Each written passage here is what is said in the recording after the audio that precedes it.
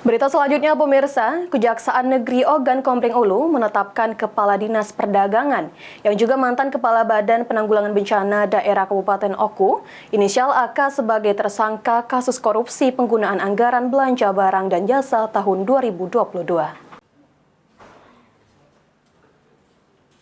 AK ditetapkan bersama satu mantan bendahara BPBD Kabupaten Oku dalam perkara dugaan tindak pidana korupsi terhadap penggunaan anggaran belanja barang dan jasa pada Badan Penanggulangan Bencana Daerah Kabupaten Oku tahun anggaran 2022 berdasarkan surat penetapan tersangka.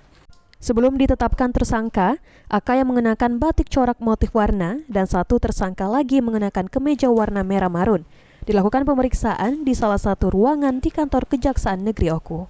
Kepala Kejaksaan Negeri Oku, Khairun Parapat, mengungkapkan penetapan tersangka atas kasus tipikor terhadap penggunaan anggaran belanja barang dan jasa pada Badan Penanggulangan Bencana Daerah Kabupaten Oku tahun 2022. Setelah dilakukan rangkaian proses hukum pada hari Kamis kemarin.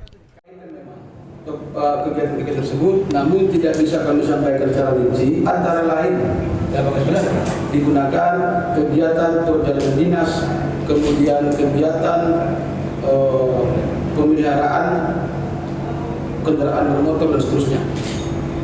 Sebagaimana kami sampaikan, ada yang fiktif, ada juga sebagian besar pertanggungjawaban kegiatan dan tidak didukung dengan pertanggungjawaban yang semestinya. Jadi begini, kami akan tetap bekerja secara profesional.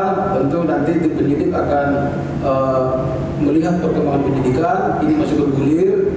Yang pasti mohon doanya kami segera secepat mungkin dapat menuntaskan perkara ini sampai dengan akhirnya perkara ini kami limpahkan ke PN Tipikor Palembang. Dalam kasus ini, negara mengalami kerugian 400 juta lebih berdasarkan audit BPKP, di mana kedua tersangka diduga menyelewengkan penggunaan anggaran, baik yang dilakukan secara fiktif maupun kegiatan yang tidak dilengkapi atau didukung dengan laporan pertanggungjawaban. Kedua tersangka selanjutnya dilakukan penahanan selama 20 hari ke depan oleh Kejaksaan Negeri Oku dan dititipkan di Rutan Kelas 2B Batu Raja. Ari Pranika, PAL TV.